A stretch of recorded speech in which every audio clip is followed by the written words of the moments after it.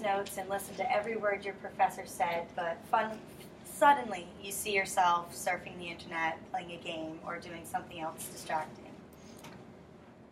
I'm with you on that. We are all a majority of a population of students who nowadays are guilty of doing that. And I can't deny that I haven't spent an entire lecture of the history of the Haitian Revolution online shopping at Free People on my laptop, or that time in my macroeconomics lecture where I just sat there with my friend and took pictures of our distorted faces on photo booth. Or that one time in comms where I got caught red-handed with my phone. Guilty as charged, my sincerest apologies. But it's nearly impossible as students to ignore the world of fun, entertaining things when they're right at our fingertips all the time. So, as our world continues to move in a fast pace towards a world of predominantly technology, it is inevitable that schools are starting to push for less textbooks and more ebooks. But we have to ask ourselves the question, is a more technology-based curriculum really beneficial to student success? And that's what I'm going to discuss today.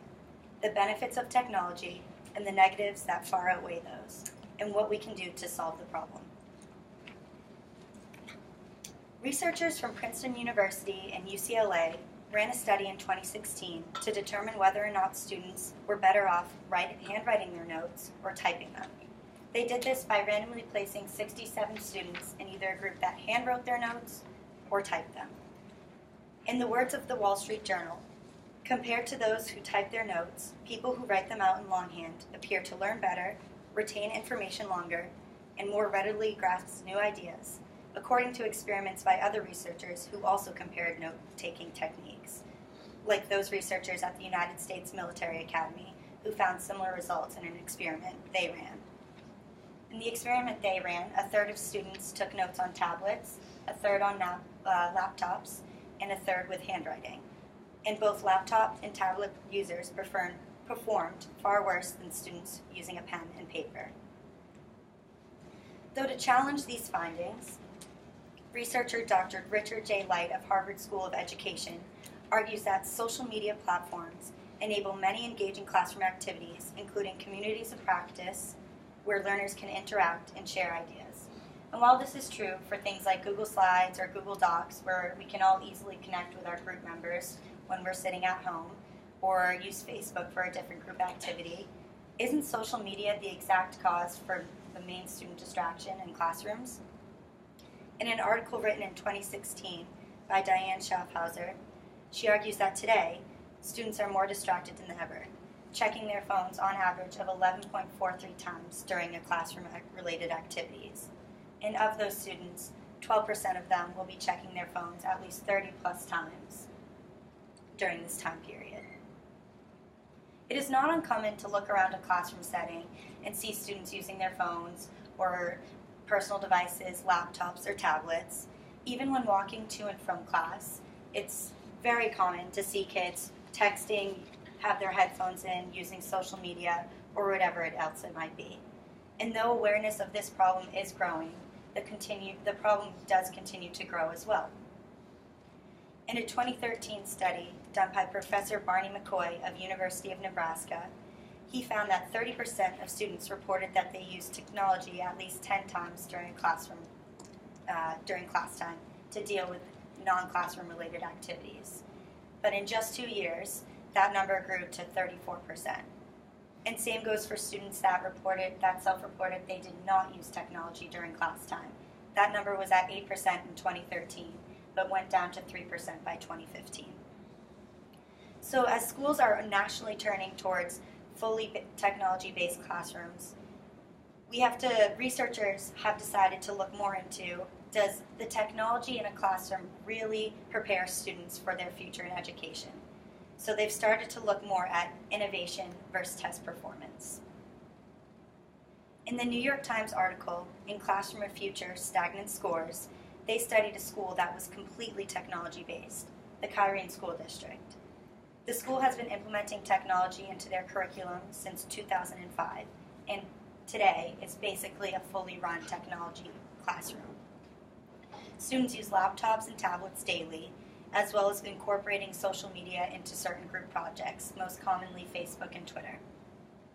But since then, they've noticed that their standardized test scores have lowered completely, and the statewide schools surrounding them, their standardized test scores have gone up. When asked teachers to explain what could possibly be going on, they said that while technology is helping students on a creative level, they believe that it's hindering and causing them to miss out on basic language and math skills. Which leads me to the growing popularity of virtual high school. While the demand for technology continues to grow, so does this newer idea of online classrooms. And many students and educators have spoken out about this, saying it brings about a completely different social dynamic. Online school does not offer the same social dynamics as a regular school. Without a classroom where students can be speaking face-to-face with other students and forming relationships with their peers, they may lack in developing certain social cues. And same goes for not being able to meet face-to-face with your own teacher. They may not take the class as seriously. A professor at the University of Virginia, Mark Edmondson, wrote in an article, "With every class we teach, we need to learn who the people in front of us are. We need to know where they are intellectually and who they are as people and what we can do to help them grow." And speaking from personal experience, my senior year, I enrolled in a virtual high school class during my spring semester of senior year. And this is exactly why I did it, because I was trying to perfect the senior slide, just try to get all my credits done as easily as possible. And I thought, what better way to do that than a virtual high school course? I had homework that was due by 12 p.m. every Tuesday. I never met my teacher face-to-face. I maybe emailed her once or twice. And I never actually had to go to class. It was just right there on my computer. To me, it felt like the epitome of a senior slide. And Professor Witten of University of Massachusetts Amherst surveyed students and asked them how they would feel if they were told at age 6 that they could go to online school rather than attending school regularly. And one student responded, "If I was 6 and told that I would be going to an online school, I think I might drop out then and there. They'd be lucky if they could open up Internet Explorer before I yelled, 'I quit.'" And this is a graph showing virtual high school enrollment since 2000 up until just 2012. But you can see that it's increasing, and the popularity of it's really increasing as well. And this is something that I cannot say I fully support from personal experience. I really did not gain much from my experience with the virtual high school. So the benefits of being in a real classroom setting are essential in maximizing a student's success. So not only does technology serve as the main distraction of today's students, but the quick pace change is difficult for many school districts to keep up with.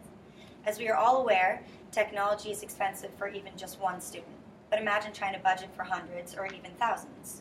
In 2015, Superintendent Ramon Cortin of the Los Angeles Unified School District, the second largest school district in the country, containing over 640,000 students, came out and said that they cannot afford to provide all of their students with a digital computing device. And this caused a lot of scrutiny towards the district, and saying that they couldn't afford all of their students the necessary technology. So this large school district can't afford it. We can imagine what the poorer schools around the country feel. Most of them have just come out and said that they straight up just feel left behind and unable to keep up with the fast pace. So technology in classroom is proving to be less beneficial than expected. Students are more distracted, and biologically, humans learn better when using pen and paper versus typing. And virtual school is, in lack of better terms, unrealistic, and the price of technology is far from attainable in many school districts. In order to solve these problems, schools should start looking into emphasizing the importance of handwritten notes, enforcing strict rules for cell phone and laptop use, and make more students aware of the benefits of the traditional classroom style versus online one. And as our generation is at the head of the technology revolution, it's important that we're each aware of the damages this era can bring before we dive too deep into the world of complete technology.